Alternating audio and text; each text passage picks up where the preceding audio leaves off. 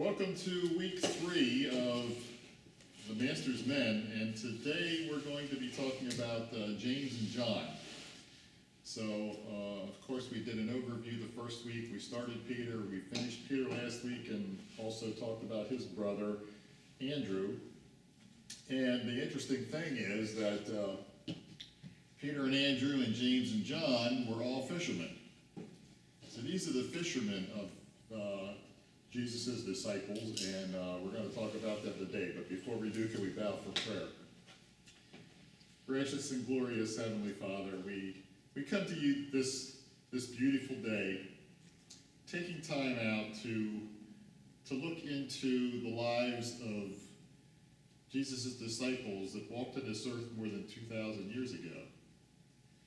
And much is said in the Bible about some of them, but many of them aren't even mentioned much. And yet, we still can find out some things, and that's what this lesson is all about, this study is all about.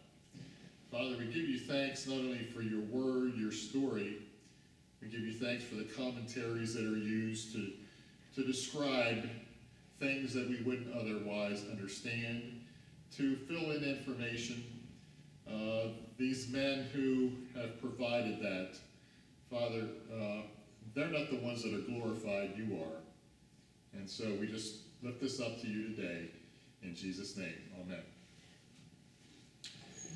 So, as we mentioned, we're going to talk about James and John today, and these were brothers. And what Barclay has to say is what I'm going to share first, and then I'll share a couple other things here that might tell us about what Mr. Foote has to add. He starts out by saying, James, the brother of John and the son of Zebedee, is the most tantalizing, vague figure among the 12. That he occupied a leading place among the apostles is beyond doubt. He was the first of them to gain the martyr's crown. In every list of the apostles, he is in the first 3. In the lists of Mark and Acts, his name comes second only to that of Peter. And in the lists of Matthew and Luke, it comes third after the names of Peter and Andrew. It may be that his name comes before that of John because he was the elder of the 2 brothers. Yet, although James occupied so prominent a place among the 12, we know almost nothing about him. The difficulty in reconstructing a picture of James is that he never at any time in his life appears apart from John. John and James in the gospel story constitute an inseparable pair. Let us then briefly recapitulate the facts about James and John. They were fishermen, and they were the sons of Zebedee, who was sufficiently well-to-do to be able to employ hired servants in his business. They were called by Jesus to become fishers of men, and they accepted the challenge and the invitation. In the apostolic band, James and John constituted, along with Peter, an inner circle who were with Jesus on the most sacred occasions. They were typically impulsive and quick-tempered Galileans, and their violence of temper earned for them the name the Sons of Thunder. It was this explosive temper which made them wish to blot out the Samaritan village, which refused hospitality to Jesus and the rest of their company. And that was found in Luke chapter 9. They were ambitious men who desired for themselves in the leading places in the coming kingdom of Christ. If we have more time, it would probably be very interesting to actually look into the Bible and see these passages, and it's almost like the author here sort of expects us to understand what took place. And in this particular instance, they were in this village, the Samaritan village, and as always, they never had a place to stay. I mean, and so they were looking for hospitality, which was something that was very prevalent back in those times. And this village sort of refused hospitality to Jesus. And so, I mean, when I read it, it sounded somewhat distant to me that these 2 disciples would want to destroy this village. And they just, said something to Jesus about, why don't we wipe out this whole village, because they didn't want to give us any hospitality. And so they had this little violent temper that was sort of a commonplace in the Galilean men. Where's this found? That's in chapter 9 of Luke, verses 51 to 56. If you have it there, you could read it real quickly for us, Sam, all right? I'd have to Luke pull chapter 9, where? verses 51 to 56. And it came to pass when the time was come that he should be received up, he steadfastly set his face to go to Jerusalem, and sent messengers before his face, and they went and entered into the village of the Samaritans to make ready for him. And they did not receive him, because he was as though he would, his face was as though he would go to Jerusalem. And when his disciples James and John saw this, they said, Lord, wilt thou that we command fire to come down from heaven and consume them, even as Elias did? But he turned and rebuked them and said, You know not what manner of spirit ye are of, for the Son of Man is not come to destroy men's lives, but to save them. And they went to another village. Okay. So this was the time when Jesus had determined that he was going to Jerusalem. So this was his final journey. And this he had to travel through Samaria if he wanted to take the quickest way. And so this was one story that was told that James and John suggested that they call down violence upon this community. It says here, James' one appearance by himself is his martyrdom, which the New Testament story tells us in 2 brief verses. And this is found in Acts 12, verses 1 and 2. It says, Now about that time Herod the king stretched forth his hand to vex certain of the church, and he killed James, the brother of John, with the sword. And tradition holds it that he was beheaded. So Herod, the Herod that we're talking about here, the king, and so James became the first martyr, the first Christian martyr of the disciples. It says, Such is the sum total of our knowledge of James, but there are certain legends about him. Eusebius, now, he was a historian. He wrote a book, and so he tells a lot of stories that we can relate to. And he tells a story about James, which he found in the 7th book of the lost Hypotypus of Clement of Alexandria. So this is what he writes. He says that one who led James to the judgment seat, when he saw him bearing his testimony, was moved and confessed that he also was a Christian. They were both, therefore, Clement says, led away together, and on the way he begged James to forgive him. And he, after considering a little, said, Peace be with thee, and kissed him, and thus they were both beheaded at the same time. So this is during James's beheading that another Christian there was killed at the same time. So it goes on to say, James was one of that noble army of martyrs who constancy converted even their accusers. The apostolic history of Abdias connects James with 2 magicians called Hermogenes and Philetus. Philetus, this is a crazy story, so you're going to have to sort of follow along with this thing. So it says, Philetus was converted by the preaching of James and told Hermogenes that he was leaving him. Hermogenes bound him fast by magical incantations, but Philetus succeeded in sending word of his plight to James. James sent back his kerchief, and by its influence, Philetus was freed. Hermogenes sent devils to fetch James and Philetus, but they were powerless to touch so much as an ant in his chamber. James sent the devils back to bring Hermogenes bound, which they did. When Hermogenes had been confounded, James bade Philetus to release him from his bonds. Go free, said James, for we do not render evil for evil. Hermogenes went home and destroyed all his magical books and returned to James and asked for pardon. James sent him to undo his former work on those who he had deceived, and to spend in charity what he had gained by his art. He obeyed and so grew in faith that he too performed miracles. So this little story sort of, I guess, talks about what you were saying back in the previous paragraph, where he even converted his enemies. And so it says, we have told this curious and fantastic story because the characters in it are connected with the strangest of all legends about James. To this day, James is the patron saint of Spain. James, it is said, went to Spain and preached Christ to that country. He returned to Palestine, and there he was executed by Herod. After the execution, Hermogenes and Philetus embarked with James's body on a ship at Joppa. They slept, and when they awoke next morning, the ship was off the coast of Spain. There they came to a land at a place called Iria Flavia, today called El Padron.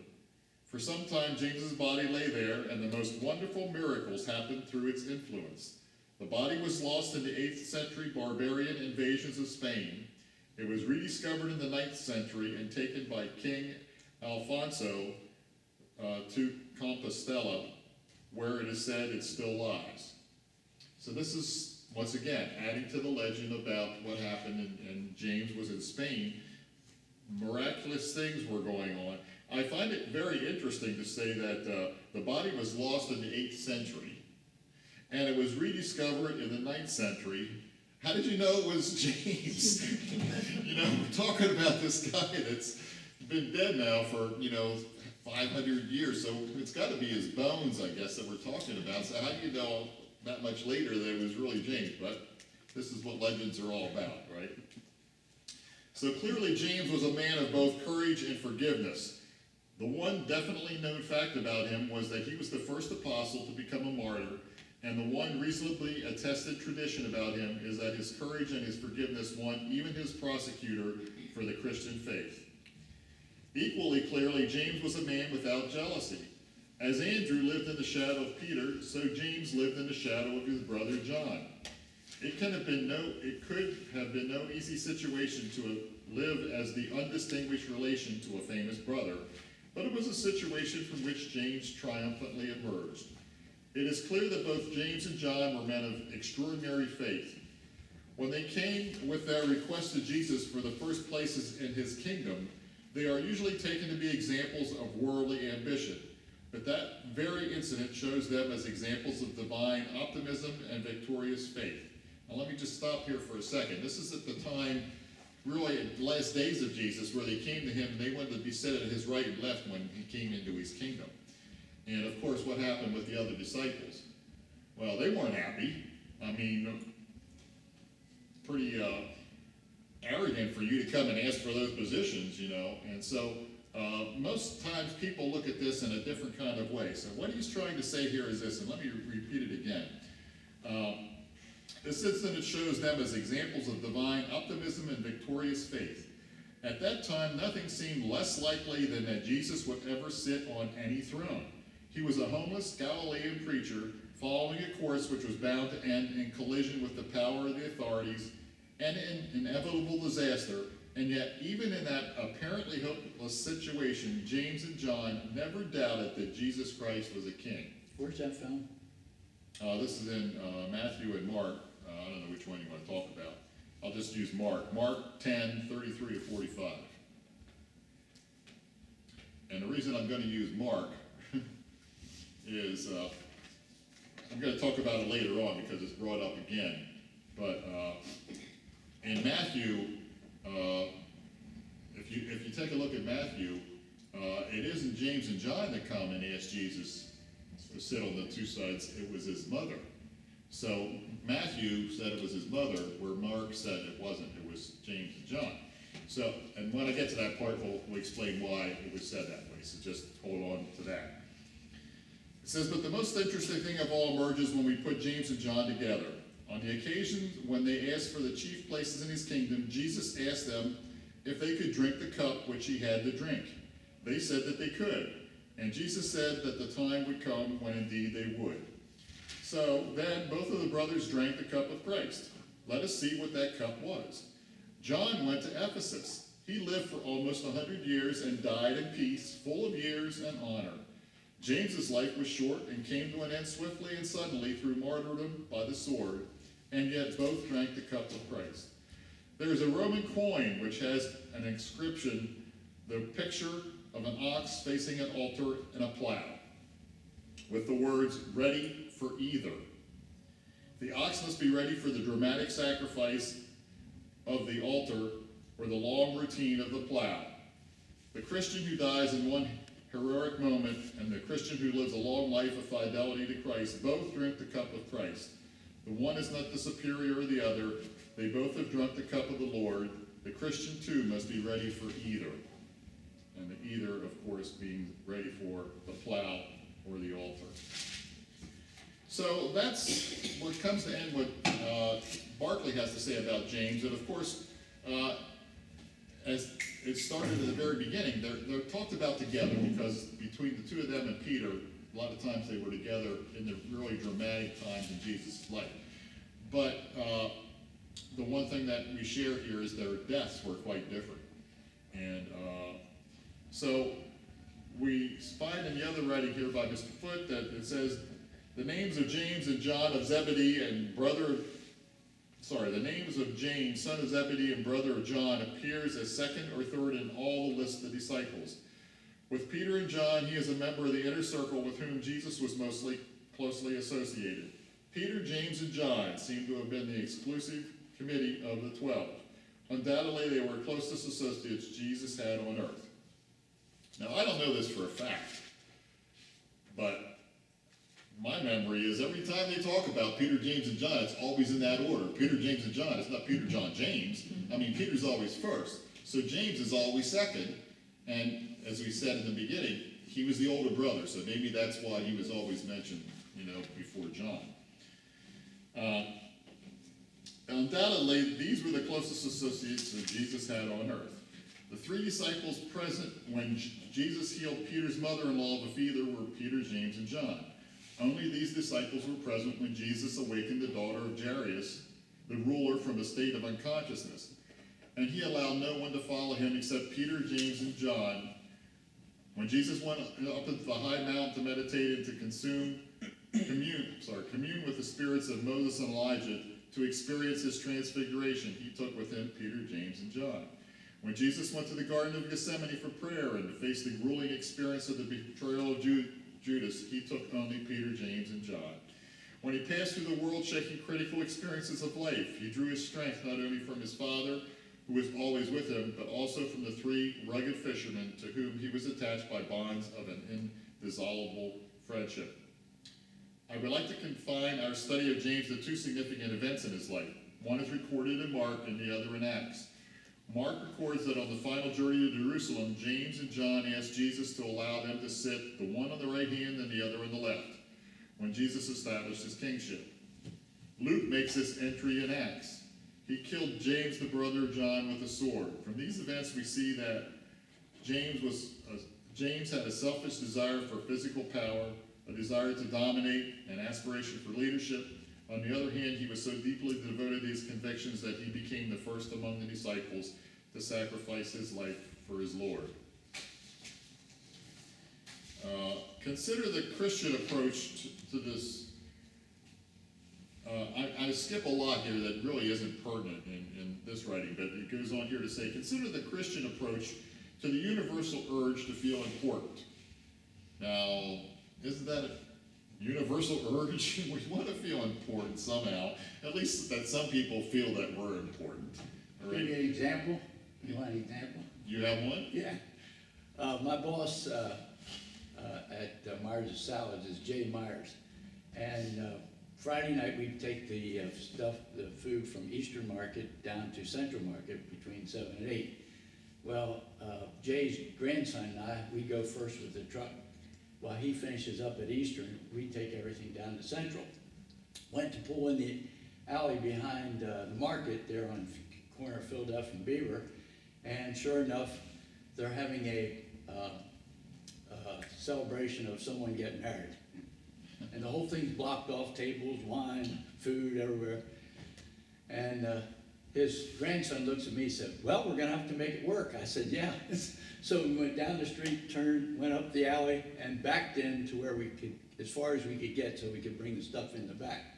Well, here comes Jay. I was gonna call him, because he's a little high-tempered. I was gonna call him in the morning that the street was blocked off, that he can't normally come in. Well, he comes down through, and he sees this, and right away he's a little upset. So he pulls in, and he starts walking in through where they're bringing the food up from. And some lady says, "You can't come in here." He goes, "What do you mean I can't come in here? This is the place I work. I own a shop in there. I am going in here." And away he came in. And the whole time, first 5-10 minutes, he was showing his displeasure of a woman telling him, "You can't come in here." He wanted to be important. He wanted to be. So, Don't cut that out. Don't put that. the names are fictitious. I shouldn't have put that in. So it says, "What was Jesus' answer to the request of James and John for seats close by the throne? It seems he would have been perfectly justified in turning upon them with anger as he once did to Peter and saying, 'Get thee behind me, Satan.'" You remember that when he said that? But he did nothing of the sort. Far from rebuking them, he lifted up this drive, this deep-seated ambition to take first place. He said in substance, "You want to be first? That's right, you should. I come to stimulate ambition, not curb it. I come to encourage people to be important, to be significant. All the sons of God are important. It is when men think of them of no importance that they throw their lives away, waste them in riotous living." How then did Jesus answer James and John? He encouraged them to be ambitious, but he insisted that they be ambitious in the right way. If they wanted to excel, let them excel in service. The seats of honor on the right and the left of the throne of God were not Jesus's to grant. People were not elected to honor. They achieve it. True greatness is not by favoritism, but by fitness. As men are ambitious to serve their fellow men, to stand foursquare for some worthy cause, to serve God in all they do, this is the path to the seats of honor. And he finishes with these words. He says that Jesus' words to James and John were effective is demonstrated by the fact that they became ambitious, not for favored seats of honor, but for opportunities to be worthy to sit in such seats. They earned the right by their own dedication. After the resurrection, both of them became flaming evangels of the risen Lord. Jesus, in his final hours with them, asked them, "Are you able to drink the cup that I drink?" Were they able to stand in the face of temptation, to stand before angry crowds, to stand for the truths of God, even if it meant death? Yes, they said, we are able. Some 15 turbulent years passed. The early church was growing by leaps and bounds, but so was opposition to it. When Herod wanted to strike a telling blow at the church, he laid his heavy hand upon James, the leader. The record is short and to the point. He killed James and the brother of John with a sword. So James walked the long, long road from personal selfishness to the perfect sacrifice of self. He gave his life. God could ask no more of any man. So a couple different ways to look at this and how Barclay and Foote both look at James, the brother of John. So how are we doing for time? We're going to try to get through John, and we'll see how this goes.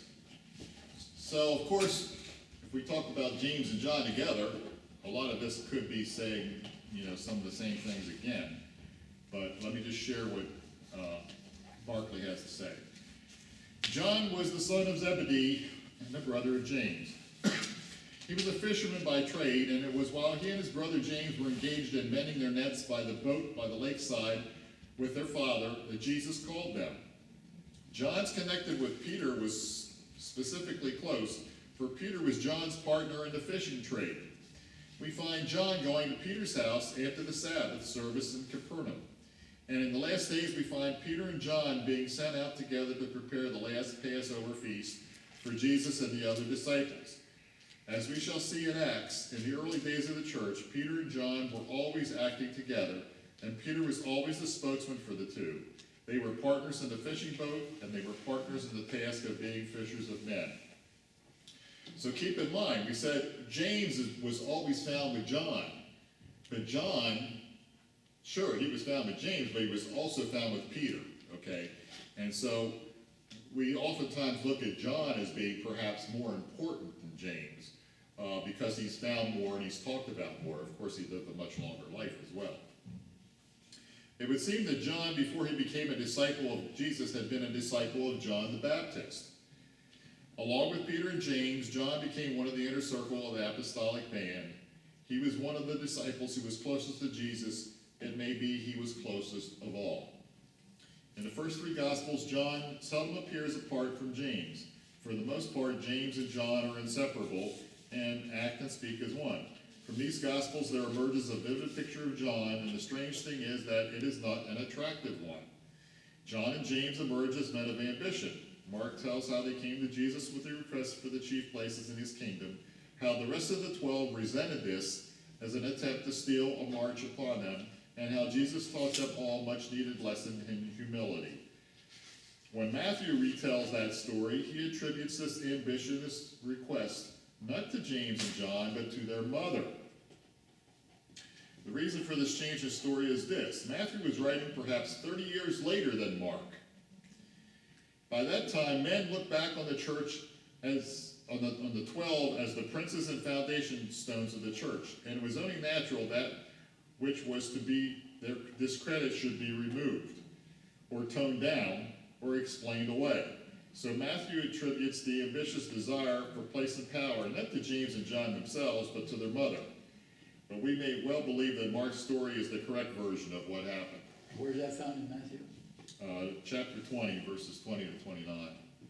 So, I think this happened a lot in the Christian church over the years, where they didn't want people to be appeared in a negative kind of way. So they changed the story a little bit, or they shifted things around, and so we're talking about regular guys. They were fishermen. They weren't saints. I mean, ultimately the church made them saints, but they were just regular people, and they had bad sides to them as well as the good sides. And of course, we want to hide the bad sides. Don't we still do that today? We don't really want people to know about the bad things that we did in life. Well, sometimes we tell them about them. Pamela will tell them about them all the time. But that's the way we are. And so it happened in the church as well. I wonder if fishermen were like some of the rough workers around here. I wonder if their language was a little bit on the It tough could side. be. I mean, some of it's pretty rough. Holding on to those nets and everything. Yeah. What do you mean, put the net over the other side, we'll catch fish? What are you talking about? We've been out here all night.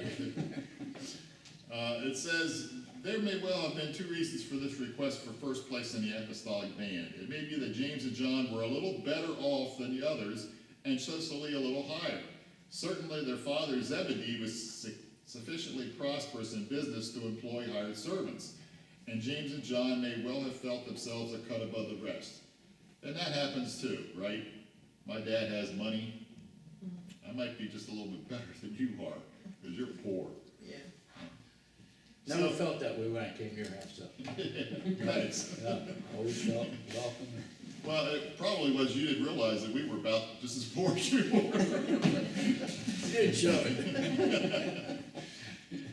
It may be that James and John were closely akin to Jesus. There are three lists this gives it, I'm going to cut this out. It talks about just the list of the mothers and the various stories here of who stood by the cross.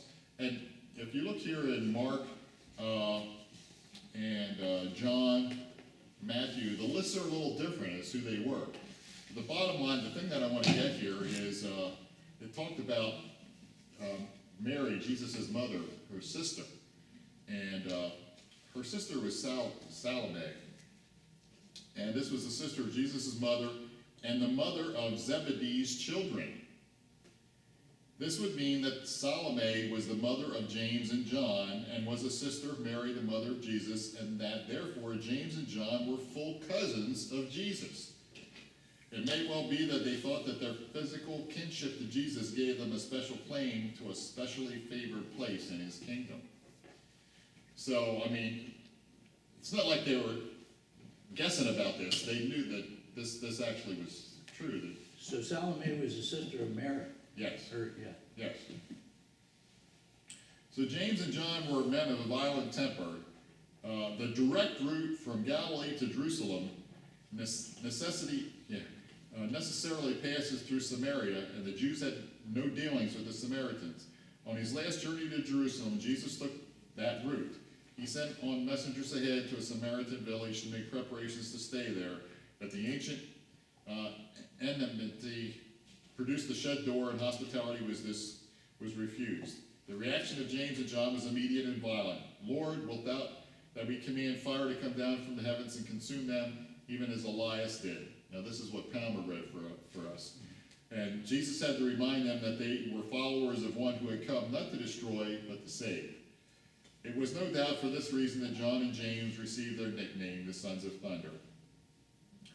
I believe there's something to add to this story in this picture. As we have seen, John appears frequently in the story of the Synoptic Gospels, but never once does he appear by name in the fourth Gospel. But in the fourth Gospel, there appears a character who's called the beloved disciple. In ancient times, no one doubted that the beloved disciple was John, but in modern times, the identification of the beloved disciple with John has been widely disputed. And it goes into a long, lengthy list here about the disputes, which really isn't all that significant. But it does say here at the end, the great argument which is used against identifying the Apostle John with the beloved disciple is the difference in their characters. So think about it. John is the ambitious, angry, intolerant character. The beloved disciple is the figure of love. But Barclay believes that the traditional view is correct, that the Apostle John and the beloved disciple are one and the same, and that the very point of John's whole life is the change which Jesus Christ wrought in him, whereby the Son of Thunder did become the apostle of love. So, he changed. It was to the care of the beloved disciple that Jesus entrusted Mary, his mother, if you remember that at the cross. It was the beloved disciple who arrived first at the tomb on Easter morning. Before we leave the New Testament, it may be that we can still add a little bit more about John.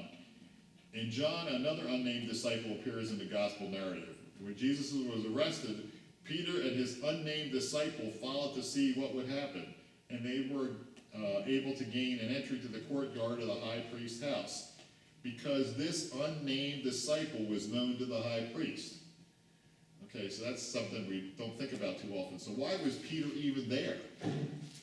Okay, well, because this unknown disciple was basically known to the high priest. So John's acquaintance with the high priest may be explained in one of two ways, and basically the big reason here is that his father basically is because of his father's fishing business, and he was prosperous enough to hire servants, and these people were known in their dealings with the high priest in his business. So we come to an end of the gospel evidence, which leaves us with a picture of a man of a tempestuous nature who, under the hand of Jesus, became a man of love. In Acts, John is still prominent in the story, but he never speaks. Always he is found in the company of Peter, and it is always Peter who's the spokesman for both. John is there when the lame man is healed at the beautiful gate of the temple. He was with Peter when they were both imprisoned, and when Peter made his courageous speech before the Sanhedrin. He went with Peter to Samaria to see the amazing results of the preaching of Philip. Paul names him as one of the great leaders of the Christian church. With this, John passes from the pages of the New Testament, and for further information about him, we must move into the realm of legend and tradition. Now, all those things you just mentioned, you have scripture down there. Oh, yeah. Go ahead. Well, I'll Just get with 3 or 4 of them. Okay, Acts 3, 1 to 10. Wait a minute. Okay, Acts 4, 1 to 22. okay, Acts 8, verse 14. okay. Galatians chapter 2, verse 9. All right, thanks. Okay. So, we're going to pass now into the works of pious fiction and imagination. John, it is said, was faithful to the trust which Jesus reposed in him when he committed Mary to his charge. John stayed in Jerusalem and cared for Mary like a son until the day of her death. Perhaps it was the death of Mary that John found his way to Rome. Perhaps it was after the death of Mary that John found his way to Rome. There he came under persecution. According to this Tertullian, he was flung into a cauldron of boiling oil but emerged unharmed. Later tradition in Jerome added the further embroidery to the tale that he emerged purer and fresher than when he was thrown in. It is the consistent tradition of the early church that thereafter John was banished to the Isle of Patmos, most probably in the time of Domitian. Now, what did he do on the island of Patmos? wrote Revelation. Okay. So on being liberated from Patmos, he came to Ephesus, and there he became a leading figure with a unique position in the church. It is at this period of his life that traditions gather around him, and they are characteristic of him. Once again, it goes into some long, sort of far-fetched kind of stuff that I just wanted to skip over. But it did talk about John, when he tarried in Ephesus to an extreme old age and could only with difficulty be carried to the church in the arms of his disciples. Now think about this, Palmer. This is going to be us when we're old. Okay, he had to be carried into the arms of his disciples, and he was unable to give utterance to many words. He used to say no more at their several meetings than this: little children, love one another. At length the disciples and fathers who were there wearied with always hearing the same words, and said, Master, why dost thou always say this? It's the Lord's command, was his reply, and if this alone be done, it is enough. So what did he say? Little children, love one another. In the end, John had forgotten everything except his Lord's command of love. John is the supreme example of how Jesus Christ can take a man as he is and use his natural gifts and powers and temperament for greatness. Power itself is always neutral. Power becomes either good or bad according to the mind and heart of the person by whom it is controlled and used. In John, there was always power, and the power was united with loveliness when it was controlled by Jesus Christ. So, that's what we have to say here. Let's see.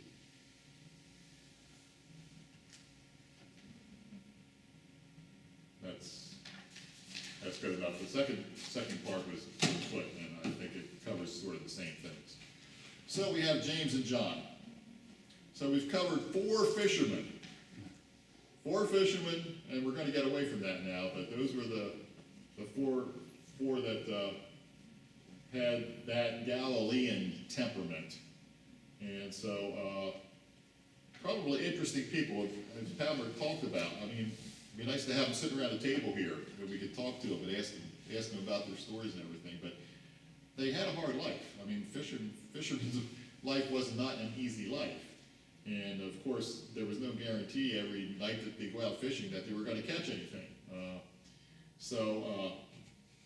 This is James and John, and we refer to them as the sons of thunder. So that wraps it up for this week.